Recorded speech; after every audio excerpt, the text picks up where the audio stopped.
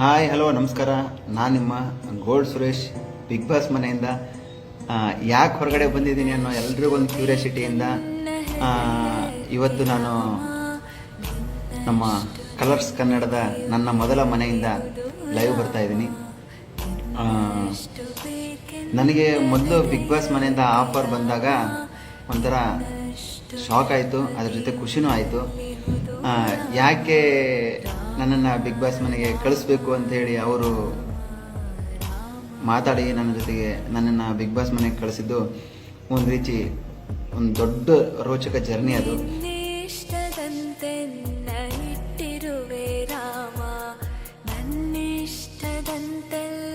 ನನಗೆ ಆಫರ್ ಬಂದಾಗ ತುಂಬ ಖುಷಿ ಆಯಿತು.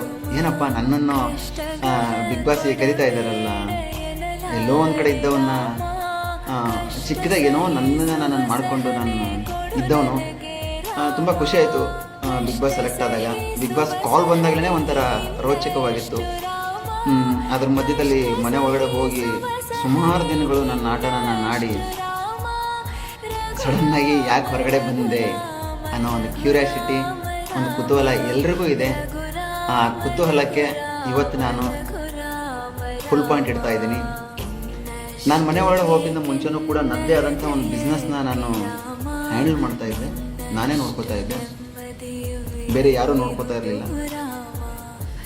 ಏನಾಗೋದು ಅಂತಂದರೆ ಬಿಸ್ನೆಸ್ನ ನಾನಿದ್ದು ಮಾಡೋದಕ್ಕೂ ನಾನು ಬೇರೆಯವ್ರಿಗೆ ಅದನ್ನು ಕೊಟ್ಟು ನೋಡ್ಕೊಳ್ಳಿ ಅಂತ ಹೇಳಿ ಹೋಗಿದ್ದು ತುಂಬ ಅದು ತಪ್ಪಾಗುತ್ತೆ. ಆ್ಯಕ್ಚುಲಿ ನಾನು ಯಾರನ್ನೂ ದೂಷಿಸೋಕ್ಕೆ ಇಷ್ಟಪಡಲ್ಲ. ಇಲ್ಲಿ ಎಲ್ಲರೂ ನನ್ನ ಸ್ನೇಹಿತರುಗಳು.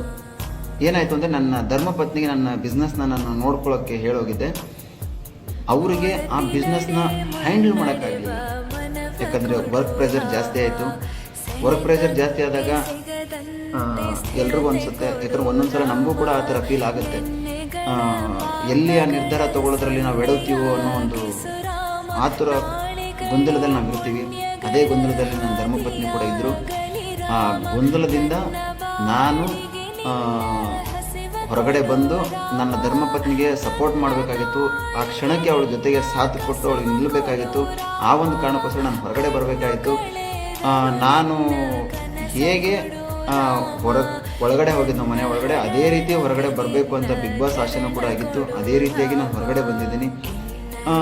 ಈಗ ಯಾವುದೂ ತೊಂದರೆಗಳಿಲ್ಲ, ಎಲ್ಲವೂ ತುಂಬ ಚೆನ್ನಾಗಿದೆ. ಬಿಸ್ನೆಸ್ಸು ಕಂಟ್ರೋಲಿಗೆ ಬಂದಿದೆ.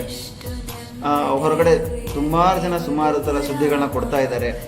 ಅದು ಯಾವುದಕ್ಕೂ ಬೇಜಾರಿಲ್ಲ. ಎಲ್ಲ ನನ್ನ ಸ್ನೇಹಿತರುಗಳು ಕೊಡಲಿ, ಅವರು ಚೆನ್ನಾಗಿರಲಿ ಅಂತ ಬಯಸೋ ನಾನೇನು ಅನ್ನೋದು ನನ್ನ ಸ್ನೇಹಿತರುಗಳಿಗೆ, ನನ್ನ ಅಕ್ಕಪಕ್ಕ ಇರೋರಿಗೆ, ನನ್ನನ್ನು ನಂಬಿರೋವಂಥವ್ರಿಗೆ, ನನ್ನ ಅಭಿಮಾನಿಗಳಿಗೆ ಗೊತ್ತಿದ್ರೆ ಸಾಕು. ಬೇರೆ ಯಾವುದಕ್ಕೂ ಊಹಾಪೋಹಗಳಿಗೆ ತಲೆ ಕೊಡುವಂಥ ಅವಶ್ಯಕತೆ ಇಲ್ಲ. ಮನೆ ಒಳಗಡೆ ಹೋಗ್ಬೇಕಾರೆ ತುಂಬ ವೇಟಲ್ಲಿ ಮನೆ ಒಳಗಡೆ ಹೋಗಿದ್ದೆ. ಮನೆಯಿಂದ ಹೊರಗಡೆ ಬರ್ಬೇಕಾದ್ರೆ ತುಂಬ ವೀಕಾಗಿ ಮನೆಯಿಂದ ಹೊರಗಡೆ ಬಂದಿದ್ದೀನಿ. ಯಾಕಂದರೆ ನನ್ನದೇ ಆದಂಥ ಕಾಲು ನೋವು ಇರೋದ್ರಿಂದ ಹಿಡ್ಕೊಂಡು ಅದ್ರ ಮಧ್ಯದಲ್ಲಿ ಆರೋಗ್ಯದ ಸಮಸ್ಯೆ ತುಂಬ ಏರುಪೇರುಗಳು ಕಾಡ್ತಾ ಇತ್ತು. ಆ ಒಂದು ರೀಸನ್ಗೋಸ್ಕರ ಹೊರಗಡೆ ಬಂದಿದ್ದೀನಿ. ಈಗ ಪರವಾಗಿಲ್ಲ, ಆರೋಗ್ಯನೂ ಸುಧಾರಿಸ್ಕೊಳ್ತಾ ಇದ್ದೀನಿ. ಅದ್ರ ಜೊತೆಗೆ ಎಲ್ಲವೂ ಅಂಡರ್ ಕಂಟ್ರೋಲಲ್ಲಿದೆ. ನನಗೆ ವೋಟ್ ಮಾಡಿ ನಾನು ಮನೇಲಿ ಉಳಿಬೇಕು ಅಂತ ಎಲ್ಲರೂ ನನ್ನ ಸಪೋರ್ಟ್ ತುಂಬ ಮಾಡಿದ್ದೀರಾ. ಅವ್ರಿಗೆಲ್ರಿಗೂ ನಾನು ತಲೆಬಾಗಿ ಸಾಷ್ಟಾಂಗ ನಮಸ್ಕಾರ ಮಾಡ್ತೀನಿ. ಯಾಕಂದರೆ ಎಲ್ಲೋ ಉತ್ತರ ಕರ್ನಾಟಕದಿಂದ ಬಂದು ಬೆಂಗಳೂರಲ್ಲಿ ನೆಲೆ ನಿಂತವನ್ನ ಒಂದು ಮಟ್ಟಕ್ಕೆ, ಈ ಮಟ್ಟಕ್ಕೆ ನನ್ನನ್ನು ತಗೊಂಬಂದು ನಿಲ್ಲಿಸಿದ್ದೀರಿ. ಎಲ್ರಿಗೂ ನಾನು ಆಭಾರಿಯಾಗಿರ್ತೀನಿ. ಯಾವತ್ತೂ ಕೂಡ ಆ ಪ್ರೀತಿ ವಿಶ್ವಾಸನ ನಾನು ಹಾಗೆ ಉಳಿಸ್ಕೊಳ್ತೀನಿ ಅಂತ ಹೇಳಕ್ಕೆ ಇಷ್ಟಪಡ್ತೀನಿ. ಯಾರು ತಪ್ಪು ತಿಳ್ಕೊಂಬೇಡಿ.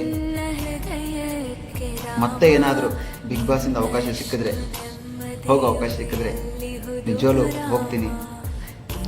ನನ್ನ ಕಡೆಯಿಂದ ನಿಮಗೆ ಯಾರ್ಯಾರಿಗೆ ನಿರಾಶೆ ಆಗಿದೆ ಅವರೆಲ್ಲರಿಗೂ ನಾನು ಕ್ಷಮೆ ಕೇಳ್ತೀನಿ. ಯಾಕಂದರೆ ನನ್ನದೇ ಆದಂತಹ ಬಿಸ್ನೆಸ್ ಇದೆ. ನನಗೆ ಬಿಗ್ ಬಾಸ್ ಮನೆ ಎಷ್ಟು ಮುಖ್ಯ ಆಗಿತ್ತೋ ಅಷ್ಟೇ ಮುಖ್ಯ ನನ್ನ ಬಿಸ್ನೆಸ್ ಕೂಡ ಆಗಿದೆ. ಮನೆ ಒಳಗಡೆ ಇರೋದು ನಾನು ಎಷ್ಟು ಮುಖ್ಯವೋ, ಮನೆ ಹೊರಗಡೆ ಇದ್ದು ನನ್ನನ್ನು ನಂಬಿರುವಂತಹ ಸುಮಾರು ಫ್ಯಾಮಿಲಿಗಳಿಗೆ ನಾನು ಆಸರೆ ಆಗಬೇಕಾಗಿದ್ದು ಉಂಟು. ಆ ಒಂದು ಕಾರಣಕ್ಕೋಸ್ಕರ ಹೊರಗಡೆ ಬಂದಿದ್ದೇನೆ. ಅದಕ್ಕೆ ಯಾರು ತಪ್ಪು ತಿಳ್ಕೊಂಬಿಡಿ. ಬಿಗ್ ಬಾಸ್ ಮನೆಯನ್ನು ತುಂಬ ಮಿಸ್ ಮಾಡ್ಕೋತಾ ಇದ್ದೀನಿ ಎಲ್ಲರೂ ಕೂಡ. ಹನುಮಂತು ನನ್ನ ಅಳಿಯನ್ನು ಮಿಸ್ ಮಾಡ್ಕೋತೀನಿ. ಧನರಾಜು ನನ್ನ ಗೆಳೆಯ, ಚಿಕ್ಕ ಗೆಳೆಯ ಮಿಸ್ ಮಾಡ್ಕೋತೀನಿ, ತ್ರಿವಿಕ್ರಮ್ ತಮ್ಮ ಮಿಸ್ ಮಾಡ್ಕೋತೀನಿ, ಮಂಜಣ್ಣನ್ನು ತುಂಬ ಮಿಸ್ ಮಾಡ್ಕೋತೀನಿ. ಅದರ ಜೊತೆಗೆ ರಜತ್, ಗೌತಮಿ ಅವರು, ಐಶ್ವರ್ಯ ಅವರು, ಚೈತ್ರ ಕುಂದಾಪುರ್ ಅವ್ರನ್ನ ಎಲ್ಲರೂ ಮಿಸ್ ಮಾಡ್ಕೋತೀನಿ.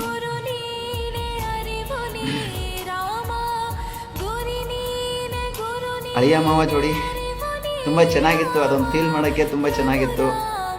ಹನುಮಂತು ಬಂದ ತಕ್ಷಣವೇ 2ನೇ ದಿನಕ್ಕೇ ಮಾವ ಅಂದ್ಬಿಟ್ಟ ನನಗೆ. ನಾನು ಅಳಿಯ ಅಂತ ರಿಯಾಕ್ಟ್ ಮಾಡಿದೆ. ತುಂಬ ಚೆನ್ನಾಗಿದೆ ಬಿಗ್ ಬಾಸ್ ಮನೆ ಜರ್ನಿ. ನನ್ನನ್ನು ಕರ್ಕೊಂಡು ಬಂದು ಎಲ್ಲೇ ಇದ್ದಂಥವನ್ನ ನನಗೆ ನಾನ್ ಫೀಲ್ಡ್ ಇದು ಆ್ಯಕ್ಚುಲಿ. ನನಗೆ ಫಸ್ಟ್ ಕ್ವಶನ್ ಬಂದಿದ್ದೆ ಅದೇ ಆ್ಯಕ್ಚುಲಿ. ಬಿಗ್ ಬಾಸ್ ಮನೆಗೆ ನಾನು ಹೋಗಬೇಕು ಅಂತಂದಾಗ ಯಾವ ಬೇಸ್ ಮೇಲೆ ನನ್ನನ್ನು ಸೆಲೆಕ್ಟ್ ಆಗ್ತಾ ಇದ್ದೀನಿ ಅನ್ನೋದೊಂದು ಇತ್ತು. ಅದಕ್ಕೆ ಅವ್ರ ಹತ್ರ ಸುಮಾರು ರೀಸನ್ಗಳು ಕೊಟ್ಟರು. ಪಾಪ ಅವರು ಕೂಡ ತುಂಬ ಖುಷಿಯಾಗಿ ನನ್ನನ್ನು ಬಿಗ್ ಬಾಸ್ ಮನೆಗೆ, ನಮ್ಮ ಮೊದಲ ಮನೆ ಕಲರ್ಸ್ ಕನ್ನಡದವರು ಪ್ರೀತಿಯಿಂದ ನನ್ನ ಮನೆಗೆ ಕಳಿಸ್ಕೊಟ್ರು ಬಿಗ್ ಬಾಸ್ ಮನೆಗೆ. ಆ ಮನೆಯಿಂದ ತುಂಬ ವಿಷಯಗಳನ್ನು ಕಲಿತು ಹೊರಗಡೆ ಬಂದಿದ್ದೀನಿ. ಪೇಷನ್ಸಿಂದ ಹೇಗಿರಬೇಕು ಅನ್ನೋದನ್ನು ಕಲಿತು ಬಂದಿದ್ದೀನಿ, ಹೇಗೆ ಮಾತಾಡಬೇಕು ಅನ್ನೋದನ್ನು ಕಲಿತು ಬಂದಿದ್ದೀನಿ, ನಾನೇನು ಅನ್ನೋದನ್ನು ಕಲಿತು ಬಂದಿದ್ದೀನಿ. ಮತ್ತು ನಾನು ಅಂದ್ಕೊಂಡು ಹೋಗಿದ್ದೆ ಮನೆ ಒಳಗಡೆ ನಾನಾಗಿರಬೇಕು ಅಂತ. ನಾನು ನಾನಾಗೆ ಹೊರಗಡೆ ಬಂದಿದ್ದೇನೆ. ಅದರ ಜೊತೆಗೆ ಸುಮಾರು ವಿಷಯಗಳನ್ನು ಕಲಿತು ಬಂದಿದ್ದೀನಿ ಹೊರಗಡೆ. ಇರಬೇಕಾದ್ರೆ ಎಲ್ಲವೂ ಚೆನ್ನಾಗಿರುತ್ತೆ, ಏನೂ ಇಲ್ಲ ಅಂದರೆ ಯಾವುದೂ ನನ್ನದಲ್ಲ. ನನ್ನ ಜೊತೆಗೆ ಎಲ್ಲರೂ ನಿಂತಿದ್ದೀರಿ, ಅದಕ್ಕೆ ನಾನು ಆಭಾರಿಯಾಗಿರ್ತೀನಿ. ಯಾರು ತಪ್ಪು ತಿಳ್ಕೊಬೇಡಿ.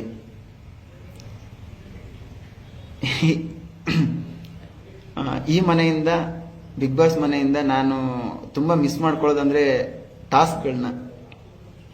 ಯಾಕಂದರೆ ನನಗಿದ್ದದ್ದೇ ಟಾಸ್ಕ್. ಯಾಕಂದರೆ ನಾನೊಬ್ಬ ರೈತನ ಮಗನಾಗಿ ಹಳ್ಳಿಯಲ್ಲಿದ್ದು ವಾತಾವರಣದಲ್ಲೂ ಬೆಳೆದಿದ್ದಿದೆ. ನನಗೆ ಯಾವುದೇ ಥರ ಟಾಸ್ಕ್ಗಳು ಆಡೋದಕ್ಕೆ ಏನೂ ತೊಂದರೆ ಆಗ್ತಾ ಇರಲಿಲ್ಲ. ಒಂಥರ ಏನೋ ಚೆನ್ನಾಗಿ ಟಾಸ್ಕ್ಗಳನ್ನ ಖುಷಿಯಾಗಿ ಜಾಲಿ ಅನ್ನೋ ಥರ ಟಾಸ್ಕ್ನ ಆಡ್ತಾ ಇದ್ವಿ. ಮನೆ ವಯಸ್ಸಲ್ಲಿ ಸುಮಾರು ವಿಷಯ ಬರೋದು, ಅದೆಲ್ಲವನ್ನು ನಾನು ಪ್ರೂವ್ ಮಾಡಿಕೊಂಡು ಹೊರಗಡೆ ಬಂದಿದ್ದೀನಿ ಅನ್ನೋ ಫೀಲ್ ಇದೆ ನನಗೆ. ಬಟ್ ಹೊರಗಡೆ ಬರೋದಕ್ಕೆ ಮೂಲ ಕಾರಣ ನನ್ನ ಧರ್ಮಪತ್ನಿಗೆ ನನ್ನ ಬಿಸ್ನೆಸ್ನ ಕಂಟ್ರೋಲ್ ಮಾಡೋ ಆಗಲಿಲ್ಲ. ಆ ಒಂದು ಕಾರಣಕ್ಕೋಸ್ಕರ ನಾನು ಹೊರಗಡೆ ಬಂದಿದ್ದೀನಿ. ಇದನ್ನು ಎಲ್ರಿಗೂ ನಾನು ಕ್ಲಿಯರಿಟಿ ಕೊಡ್ತೀನಿ. ಇನ್ನೊಂದ್ಸಲ ನನ್ನ ಅವಕಾಶ ಸಿಕ್ತು ಅಂದರೆ ಅದನ್ನು ನಾನು ಮತ್ತೆ ಪ್ರೂವ್ ಮಾಡ್ಕೊಳ್ಳೋದಕ್ಕೆ, ಬಿಗ್ ಬಾಸ್ ಮನೆಗೆ ಹೋಗೋದಕ್ಕೂ ನಾನೇನು ಹಿಂದೆ ಸರಿಯಲ್ಲ. ಎಲ್ರಿಗೂ ಒಳ್ಳೆಯದಾಗಲಿ ಅಂತ ಹೇಳ್ತಾ ನನ್ನ ಮಾತುಗಳನ್ನು ಮುಗಿಸ್ತೀನಿ. ಎಲ್ರಿಗೂ ನಮಸ್ಕಾರ.